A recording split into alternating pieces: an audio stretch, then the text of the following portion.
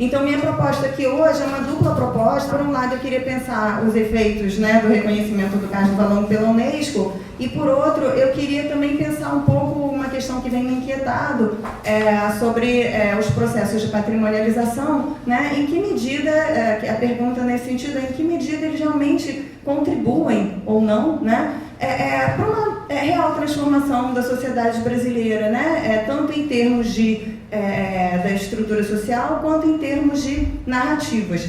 Essa é uma inquietação que vem surgindo em eventos que a gente tem organizado pelo Comitê de Patrimônios e Museus da ABA, enfim, em vários lugares. Então eu vou ver, né, se eu consigo juntar essas duas coisas aqui. Se eu não conseguir, a gente vai tentando ir costurando isso aos poucos, tá? Foi ótimo também, porque muita gente todo mundo aqui já apresentou Porto Maravilha, enfim, né? Roberta também falou muito da atuação do movimento negro na região portuária e tal. Então, a minha intenção é, né, pensar um pouco o processo de patrimonialização da região portuária, né? E começando com o Cais do Valongo. Bom, a partir do Cais do Valongo, né, melhor dizendo, acho que, né, já ficou claro aqui, todo mundo já quem não sabia passou a saber hoje, né, que o Cais do Valongo é um sítio arqueológico que se encontra na região portuária e que foi desenterrado em 2011, em meio ao projeto Porto Maravilha de revitalização, né? E em 2017 ele foi reconhecido pela Unesco como sendo o maior símbolo do tráfico transatlântico negreiro fora da África, né? Essa foi assim a grande narrativa que permeou o dossiê de candidatura do Cais junto à Unesco e que fez com que o Cais fosse reconhecido pela Unesco, tá? E junto com essa narrativa do Cais veio a outra, né? De que, quer dizer, porque né, o que se falava do Cais, né? Como a Roberta bem mencionou, houve uma intencionalidade no desenterramento do Cais do Valongo, né? Definitivamente não foi por acaso, né? Já eu menciono um pouco mais isso, mas enfim, a equipe de arqueólogos e historiadores, né, que desenterraram o Cais já tinham um entendimento de que o Cais era um local importante porque por ali teriam desembarcado no mínimo 500 mil africanos escravizados, né? E aí depois, com pesquisas feitas depois do desenterramento do Cais, esse número chegou a 1 milhão, a cerca de 1 milhão, né, como estimativa de africanos escravizados desenterrados ali, desembarcados ali, né? Enfim, é isso, né? E aí, assim, então, é a narrativa do Cais, né? E junto com ela, né, com o fato dele ter sido esse importante lugar central de desembarque de africanos escravizados, vem, né, a narrativa, quer dizer, uma denúncia de que cerca de 40% dos africanos escravizados das Américas vieram para o Brasil, né? E desses 40%, agora eu já não lembro mais o número exato, mas enfim, metade ou talvez mais da metade teriam vindo para o Rio de Janeiro, tá? Então, tudo isso, né, foi levantado pela equipe que estava elaborando o dossiê de candidatura do Cais do Valongo para a Unesco. Então, com isso, essa mesma equipe, né, também foi construindo a narrativa que denuncia o Brasil como sendo o maior país escravocrata do mundo, né? E isso num tom de denúncia. Isso foi extremamente importante, né, e foi uma narrativa que foi reapropriada por lideranças do movimento negro, né, dos seus processos de reivindicação da região portuária, de suas memórias e dos seus patrimônios.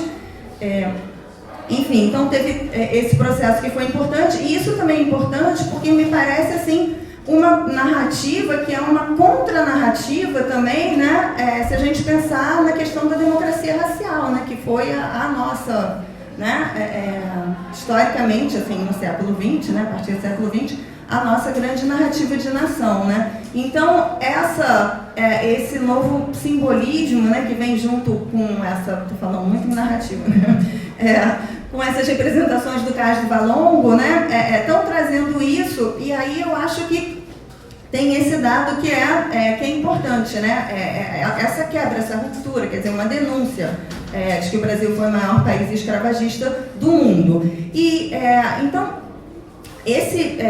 essa nova leitura, né, ela também não se constrói do nada, tem aí uma série de acontecimentos internacionais e locais que vão ocorrendo. Aí vou mencionar só alguns muito rapidamente, mas é claro que a gente poderia pensar em vários outros. Então, acho que a Roberta já mencionou, né, o projeto Rota do Escravo, que é criado pela Unesco na década de 90, valorizando locais emblemáticos do tráfico transatlântico negreiro, com a ideia de que é preciso sensibilizar, né, as pessoas em torno da questão do drama que foi a escravidão e seus efeitos no presente. Em 2001, a ONU organiza uma conferência em Durban, na África do Sul, sobre preconceito racial, discriminação, etc. E nessa conferência, o tráfico transatlântico negreiro e a escravização são reconhecidos como crimes contra a humanidade, né? Então, esse dado também isso é muito importante, né, para as lutas pela reparação, né? Inclusive, enfim, nessa conferência da ONU na África do Sul, tinham muitas lideranças do movimento negro daqui do Brasil, né, que foram para lá, que participaram de todo esse processo. E também cemitérios de africanos escravizados nos Estados Unidos, né, que começaram a ser descobertos e se tornaram locais assim, muito emblemáticos. Enfim, tudo isso também foi importante, né, e teve impacto direto nessas narrativas, nessas práticas relacionadas ao caso do Valongo, né? E eu acho que todos esses elementos, e não só eles, muitos outros, vão contribuindo, né, para algo que eu também pude perceber muito melhor lendo os trabalhos da Miriam, que a gente começa a ter uma mudança, né, nas narrativas sobre a escravidão, né? Eu diria até uma nova economia moral, né, relacionada à escravidão, uma nova moralidade, né, na qual ela é pensada como uma denúncia, como um crime contra a humanidade, né? Quer dizer, enfim. Então tem todas essas mudanças que vão tornar possível também a construção dessa narrativa sobre o caso do Valongo, né? E aí o que eu acho interessante a gente pensar é que no caso do cais, ele é assim, extremamente potencializado, né? Roberta já colocou muito bem, né? Que ele é muito bom para a gente pensar uma série de conflitos muito mais amplos, conflitos muito mais abrangentes, né? E eu acho que esses conflitos eles ficam muito potencializados por conta de dois fenômenos, né? Que vêm sendo comentados aqui. Um é o projeto Porto Maravilha de revitalização e o outro é o reconhecimento do cais pela Unesco, né? Então, porque são dois fatos, né, que vão projetar o cais, né, e a região portuária, enfim, né, em muitas outras esferas, né? O projeto Porto Maravilha, esse projeto bilionário, né, muito ambicioso, que trouxe muita visibilidade para a região portuária, trouxe muita centralidade para a região portuária, né? Muita expectativa por parte dos atores locais de verba, né? De obtenção de verba, de espaços, seja do poder público, seja da iniciativa privada. Muita gente, muitos artistas, agentes culturais da localidade, de fora da localidade, disputando espaços. Então, assim, o projeto Porto Maravilha, ele né, ou criou ou ampliou uma série de tensões assim, muito fortes, né, muito fortes, que, inclusive, né, acho que também já foi comentado aqui, entre atores locais, entre uma série de grupos, inclusive entre pesquisadores também, né, assim, brigas muito severas assim, entre pesquisadores. Aí acho que é interessante pensar, né, que como as narrativas valorizadas são principalmente narrativas históricas, as disputas elas ficaram muito aguçadas entre arqueólogos e entre historiadores, né? Tem disputas assim, mas pavorosas, né? Terríveis, né? Enfim, então tudo isso é interessante para a gente pensar um pouco, né? E aí, um outro dado também importante, que também já foi mencionado aqui, é que esse imaginário também não surge num vazio da localidade, né, mas que desde a década de 1980 a região portuária, né? Quer dizer, claro que a gente pode ir mais para trás no tempo, né? Mas eu acho que a década de 80 ela oferece, né? Ela é boa como recorte, porque tem uma série de mudanças.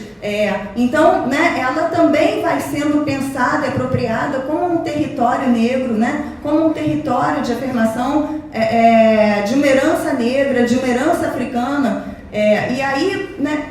Tudo isso vai entrando em disputa, né? Quer dizer, a gente tem várias lideranças do movimento negro que não estou falando que eles vão começar a se interessar pela região portuária nos anos 80, né? Mas tomando os anos 80 como um marco para reflexão, né? Para um início de reflexão, a gente tem aí, né? a chegada de diversas lideranças, né? Momentos em que estão mais presentes, momentos mais, digamos assim, mortos, né? E outros em que esse interesse é recuperado. E aí o Porto Maravilha e o Cais do Valongo, né, com seu reconhecimento pela Unesco, vão tornando isso ainda muito mais aguçado, né? Todas essas tensões assim muito mais aguçadas. Então, eu acho que eu vou falar assim, né, de alguns conflitos, né, de algumas tensões.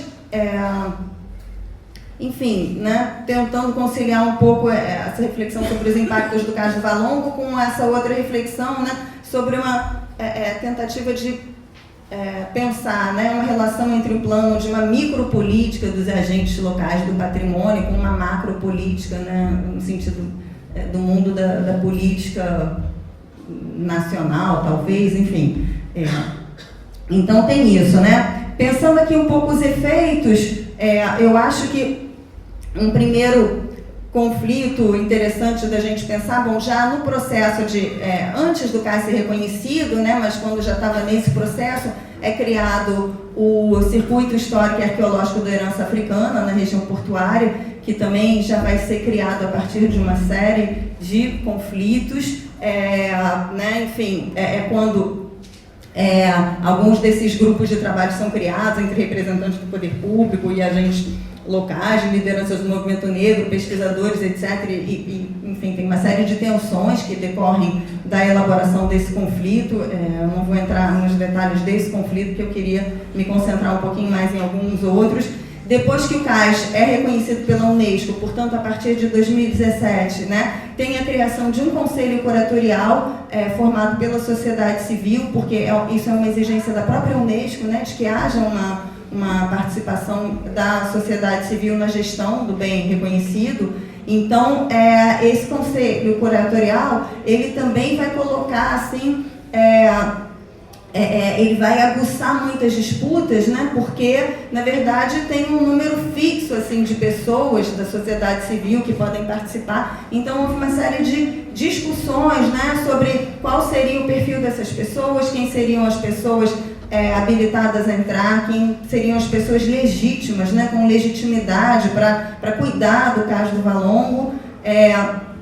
Enfim, então, tiveram muitas disputas, eu acompanhei parte dessas reuniões, só para falar, né, eu também comecei a fazer pesquisa na região portuária em 2010, já que está todo mundo, né, falando assim, desses marcos, quando chegou no campo, eu cheguei em 2010, mais ou menos junto com o Porto Maravilha, junto com os primeiros agentes ali do Porto Maravilha, representantes que iam se apresentando para a população local, eu cheguei mais ou menos nessa época, então eu consegui acompanhar boa parte das reuniões, né, que eles tentavam organizar com moradores, e depois, então quando o Cais do Valongo foi desenterrado em 2011, eu já estava lá e eu pude participar assim, de uma série de reuniões, né, tanto de lideranças do movimento negro em torno do cais, quanto reuniões mais amplas com outros grupos de pessoas e tal, e é isso, né? Então essas reuniões de formação do Conselho Curatorial, eu também participei de algumas delas e pude ver todas essas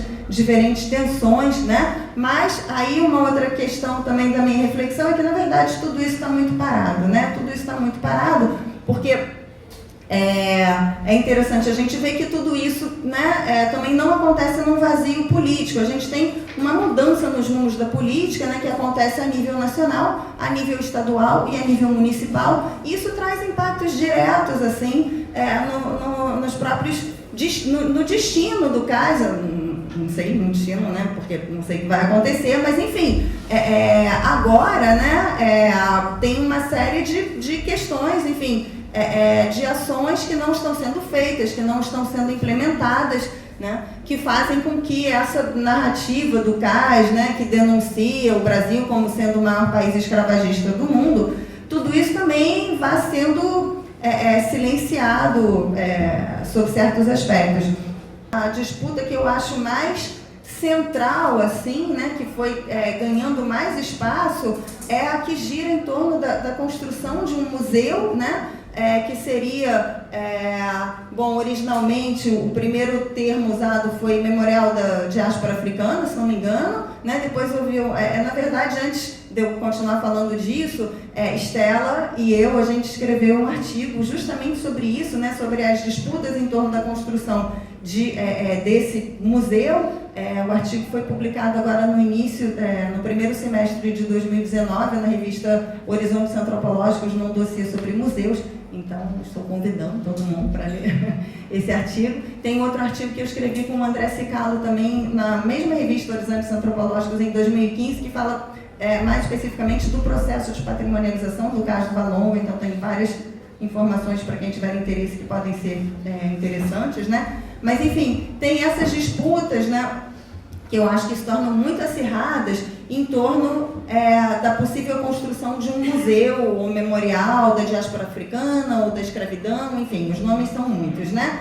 E, então, porque, na verdade, né, vai havendo uma série de disputas entre atores, entre narrativas, né? E aí, só para vocês terem uma ideia, eu consegui enumerar, né, desde que o Cais do Valongo foi desenterrado, eu consegui enumerar alguns distintos projetos de museus relacionados que se relacionavam ao Cais do Valongo, né? Então tem o Memorial da Diáspora Africana, que foi uma das propostas mais importantes, né, que ganhou mais visibilidade, porque foi a proposta elaborada pelas pessoas do dossiê que organizaram o dossiê do Cais do Valongo para a Unesco, tá? Eles colocavam no dossiê, né, a importância da criação de um memorial da diáspora africana que deveria ficar, eles sugeriam inclusive que esse memorial ficasse num prédio imediatamente em frente ao Cais do Valongo, que é o prédio das docas Pedro II. A própria valorização desse prédio, né, é interessante a gente pensar, porque já é um efeito do Cais do Valongo, né, porque até então era um espaço assim que, né, ninguém ligava para esse espaço, ele estava meio lá ocupado pela ONG Ação da Cidadania, que foi uma ONG criada pelo Betinho, né, e uma ONG importante, né, uma ONG de referência entre as ONGs aqui no Brasil e grupos de esquerda e tal. Enfim, e de repente, com o reconhecimento do Cais do Valongo pela Unesco, com a possibilidade desse reconhecimento e com o reconhecimento em si, esse prédio se torna alvo de inúmeras disputas, né? E tem uma nova, e vai ganhar novas representações, né? Então, o fato dele ter sido pelos irmãos Rebouças, que são irmãos, eles eram engenheiros negros e que determinaram que não deveria haver mão de obra escrava na construção desse prédio, quer dizer, tudo isso foi acionado como uma importante justificativa para que o museu acontecesse ali, né? Isso ainda na argumentação das pessoas da equipe de elaboração do dossiê do Cais do Valongo para a Unesco.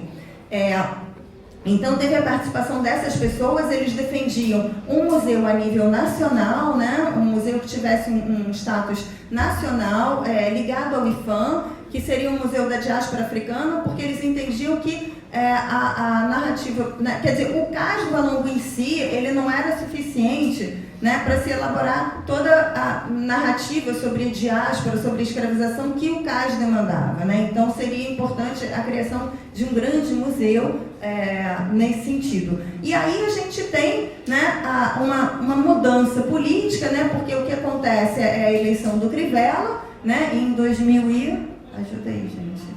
Enfim, 3 anos atrás, mais ou menos, eleição do Crivella.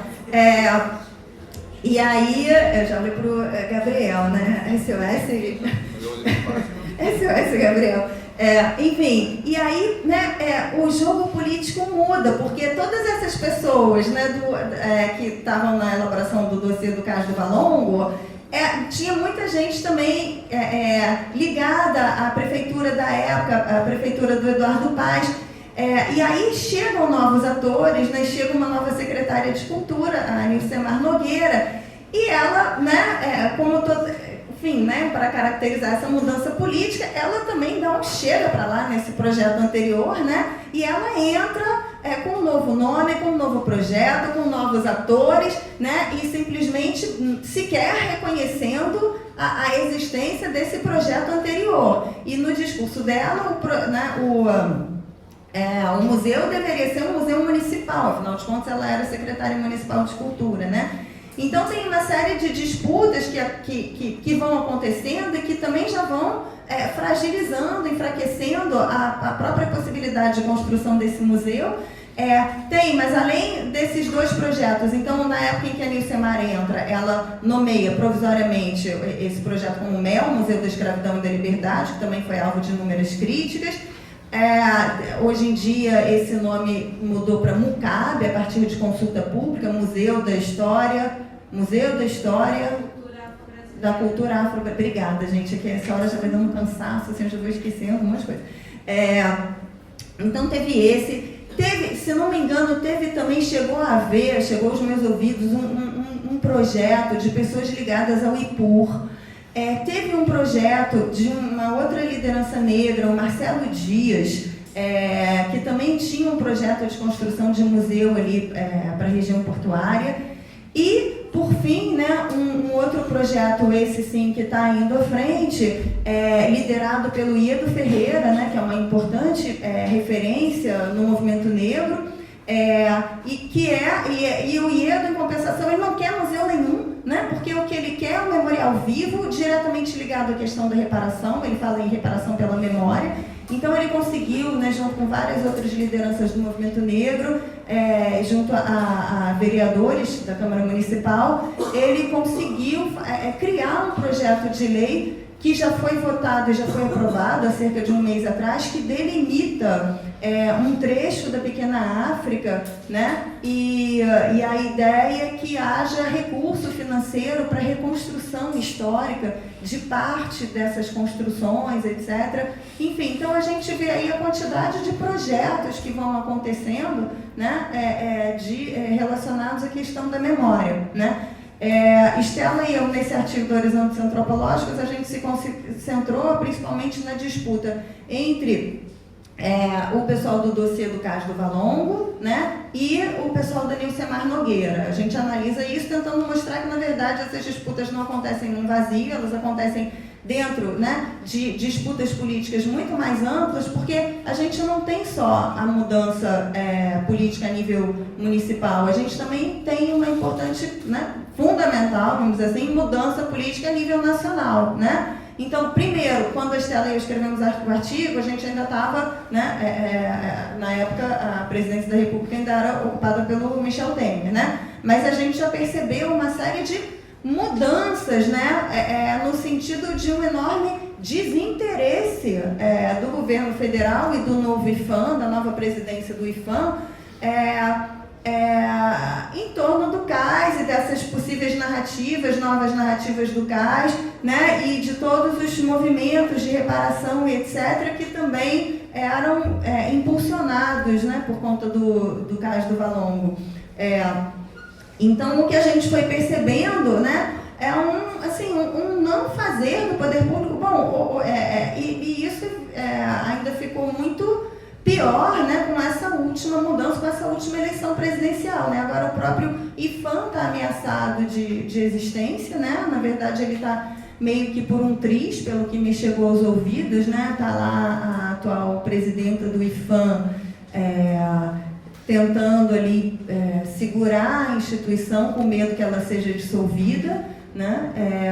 Aqui a nível municipal a gente nem tem secretário de cultura, né? No presente momento, se não me engano.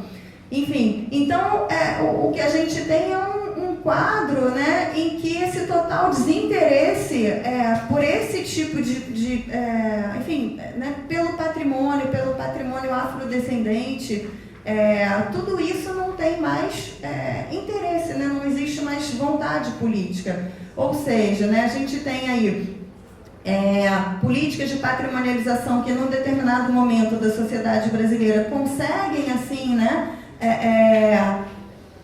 ser mais democratizantes, ser mais inclusivas, desde os anos 80, com o reconhecimento do patrimônio afro-brasileiro, nos anos 2000, o reconhecimento do patrimônio imaterial, né, dá um novo impulso a tudo isso.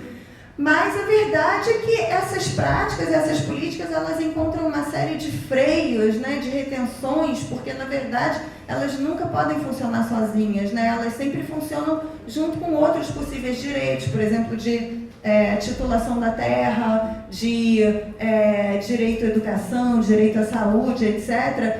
E aí a coisa entrava completamente, né? Entrava completamente.